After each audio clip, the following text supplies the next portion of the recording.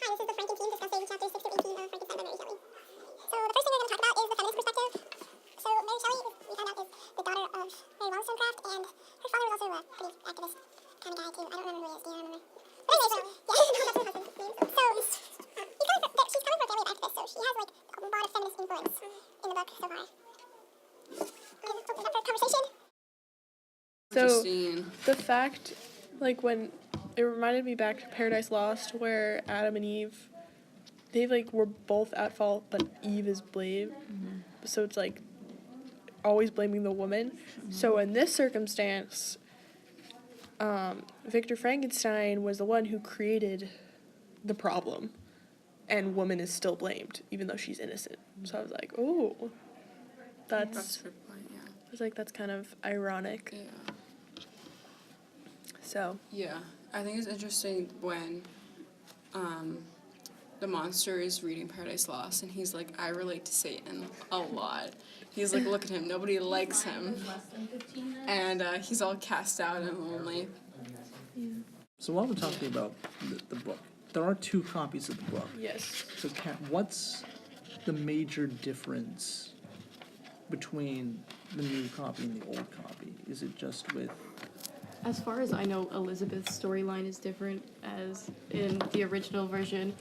I think she's his cousin who her mother dies, and she ends up living with the Frankenstein family and then is raised as his sister, though they are like arranged to be married in the future. But for the new copy, I believe they just picked her up. They just found her. They just found her in Italy, and she's like kind of a royal. Not royal, but she's like pretty prestigious, and they're just like, oh, there's this like pretty little girl in Italy, and we just kind of picked her up because she was in a peasant family and she doesn't deserve that. Yeah, but she was pretty. That's why they picked her. Yeah, because she was the prettiest baby, which seems to be like a common theme about like beauty being related to importance.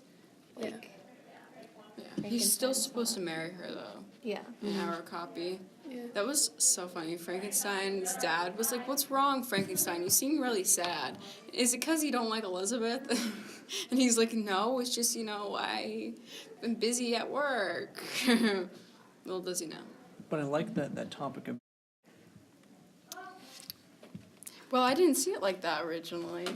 So that was like an interesting point to me because, I don't know, I just didn't see it like that. Yeah, for me personally, I found that most of the female characters tend to be like very passive, and they don't play like hugely influential roles for Victor. Yeah, so I didn't really see it, but in the beginning, there's like his mom and Elizabeth, and they play pretty big roles, especially when like the mom dies, and Victor says like Elizabeth really stepped up and like comforted everyone, and usually that's something you would see in a man, like having to take care of the family after someone dies, but instead it was Elizabeth. So I think it's more in the beginning, I guess. And I know I had this as a different one for like I guess you can't really ignore it with the Paradise Lost, all the mention of that book and how he's constantly like Victor Frankenstein's making a woman or making a man, and the fact that he's like kind of playing God. Mm-hmm. Yeah, that's what I saw. Because it'll be fine. Yeah, I don't know. Yeah, because he literally is like, make me a woman, which I'm like,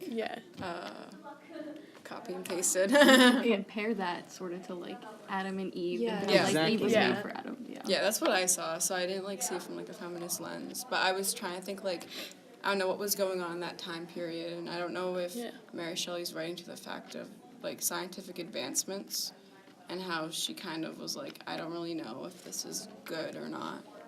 Oh, like test tube children. Like, can we grow? Yeah. Oh, I think that wasn't really introduced yet, but yeah. Well, I didn't know how. I don't know. That could be connected to like modern day issues. Yeah, I thought it was interesting too how I forget her name. Who was the? He was like Justine. Mm-hmm. Oh, poor. When he like is stalking the cottage people, and he's like, they'll think I'm nice and cute, and then he like goes in there, and the blind guy is like, I'm fine, and then Felix is like, get away from my dad, you ugly monster. That's pretty sad. Yeah, it was that. I think that's when it hit him that like he doesn't have a fighting chance in the world unless he has someone who's like him. Yeah. I mean, granted, he was, like, on the dad, so maybe he shouldn't have done that. But it like, didn't look good, but yeah, that was depressing. And then when he found Frankenstein's brother and was like, oh, it's this, like, cute little kid, like, he probably isn't, you know, changed from the world and, like, his opinions of beauty or whatever. And the kid is like, you're disgusting. And he's like, Better kill him. Can I yep. see a copy of the book real quick? Yeah. Trying to find that quote at the beginning of the book. I can't remember what it is. I believe that's the one in which Prometheus gives humans fire, correct? Yes. And humans abuse the power of fire. He's sort of given life and intelligence and strength to this monster, who is, like, in turn abusing that life and power and strength. Don't they meet in a cave too? They do. I think they meet in a hut, which is kind of similar. Yeah. Right? Yeah. It's really They're on, sketchy like, is a what mountain it or is. something like Yes. that. Yeah. So definitely the monster wants, like, a female one because he wants a companion. But, oh my gosh. I just thought of another What? Prometheus connection. Like you You said, should. they're on a mountain, and Prometheus is punished by the gods to, like, constantly have to, like, push Push a a boulder rock up to the top of yeah. a mountain, only for it to fall back down. Yeah, which is just interesting. Did you I find it? finally found the epigraph. So it's not in our version, but it is in the original version. It said, "Did I request thee, maker, from my clay, to mold me man? Did I solicit thee from darkness to promote me?" So I think it's saying, like, kind of like, God's like, did I tell you to make that? No, Like- I didn't. See, this is what happens when you try to do my job. You make an ugly little thing. Yeah, really, like, Yeah. I think it kind of sums that up. But when you connect it back, you have to think about that analogy as the monster as a son, in that in the normal course of life, as children are normally born, they turn out to be pretty normal and not ugly. I mean, It depends. For the most part. There's But, exceptions to the rule.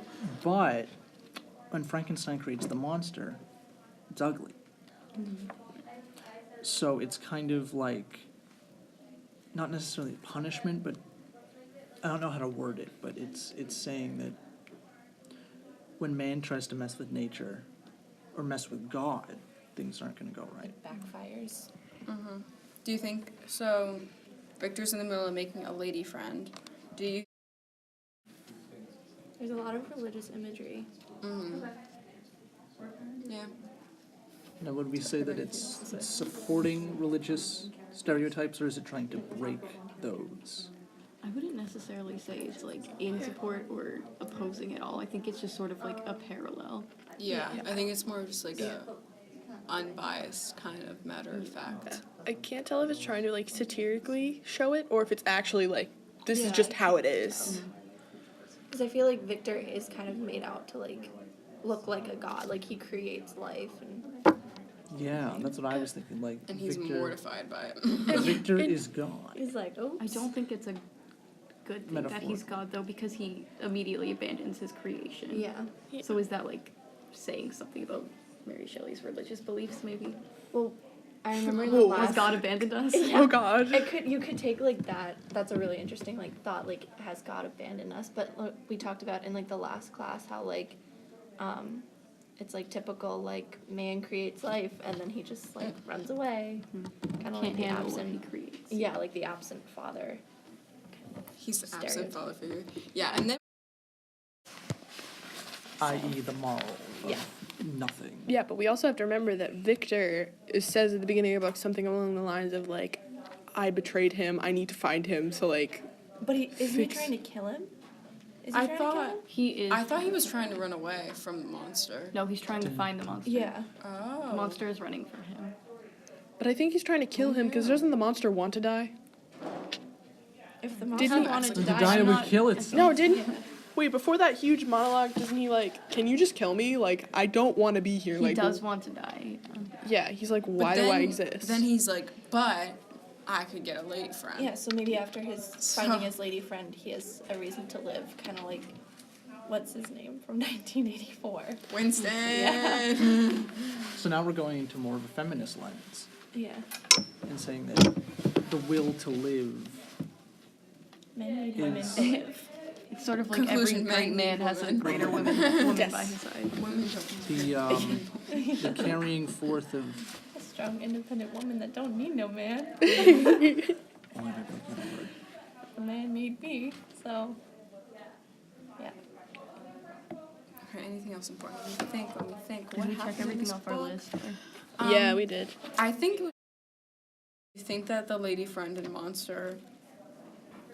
Like, are they gonna follow the rules and just go to South America or whatever the heck they said and live in the jungle, or No. that's a Well, total lie? Given the fact that we have the preface of the book, like after all of this has happened, like I've almost forgot about like Robert Walton. But Oh, like true, yeah. they found him in Antarctica or something. So there's something somewhere between where we are right now.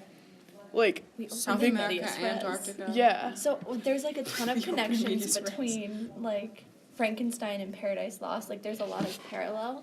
So like if we're gonna make predictions, I mean he's probably gonna make a lady friend, and then the lady friend's gonna get Frankenstein in trouble, and they're gonna get banished from Eden, which is probably how they ended up in the Antarctica, somewhere in the North Pole. Super messed up when the monster like planted the little after he killed Frankenstein's brother and he took his little like necklace and then he was like ha ha ha, here's Justine sleeping here, and he like framed her. So not only did he like kill Frankenstein's brother to get back at him, he also like intentionally plotted for someone else to die. Yeah. So he's like obviously going out of his way to cause Victor as much pain as he possibly can. Also with the beauty thing, he was fascinated by like how pretty the woman was in the locket and was like, this lady ain't that pretty, Justine. He like, I don't know. Strange. Also, this is backtracking a little, but the whole thing with Safi. Yeah, that's like wild. It's like a little story between a story. Yeah, there's so many stories going on. Like, There's a behind whole the lot of stories. perspectives going Lots of on, subplots. and they all tell their own story and a different story. It's crazy. Yes. I think it all started with some guy on like a boat being like, he just found Frankenstein. If he didn't, the story would, well, So much simpler. yeah. I think it's funny in the beginning that Robert's like, I just want a friend, and then like And he then that's meets, his- and then he like Victor comes along, and Victor kind of wanted a friend too, probably. And that's why he made the monster, and the monster just wants a friend. Everyone just wants a friend. But then they hate the friends that they get, you know what I mean? Yeah, It's like you want It's like something, they but you're never can't- happy with what you have. Yeah. They It's like- can't be satisfied.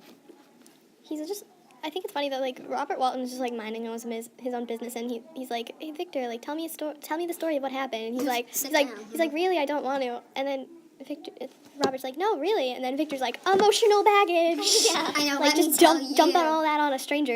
my life story. Wow. It's a good one at that. Well, like the fact that he's like Victor is telling the story and he's like telling the story of Frankenstein telling the story of Safi and all them. Yeah. There's a lot of, Oh boy. There's a lot of there's lots of perspective on layers. this Storyception, kind of. This could be like a good perspective read too, because there's like all these different people's points of views. Like Victor's like, I'm just running away from this ugly thing. And he's like, well, I'm trying to kill you, you ugly thing. But I think, I mean, this could have been a misread, but I think it's still all Robert telling his sister. Yeah. Yeah. It's all so it's still from Robert's perspective Yeah. In But it's Victor's getting, like- perspective. in Frankenstein's perspective. Yeah. In Supposedly it's. yeah. Yeah. It's getting deep. How many more layers can we go to? Well, would it change it to just say, here's the story from a third-person omniscient perspective? Would that be, what would we lose in that? We'd lose all of the intricacies and everyone's desires and motivations. And I think part of the story is that everyone has desires that can never be satisfied. Yeah. And by telling that through a perspective that doesn't convey that, you lose that emotional side to it. And I feel like somewhere, like, in the end of the book, it's going to... The whole thing that trips me up is the Robert part. Like, how is he in this? Like, why didn't Mary Shelley just say it was from Victor's point of view? Like, why is having him beneficial? So I'm wondering how that's going to be remedied towards the end of the book. Like, Yeah, it's gonna end with like Victor and Robert sitting there. He's like, well, that's the end of it. yeah, like, I'm wondering how that's going to be remedied. Yeah. I think maybe she chose, like, from a, like, sailor's point of view because her husband was a sailor. Oh. So maybe it was just something that she could, like, tap into. And she just wants to, Yeah. end of the story, fade into that. And now we're back on the boat. So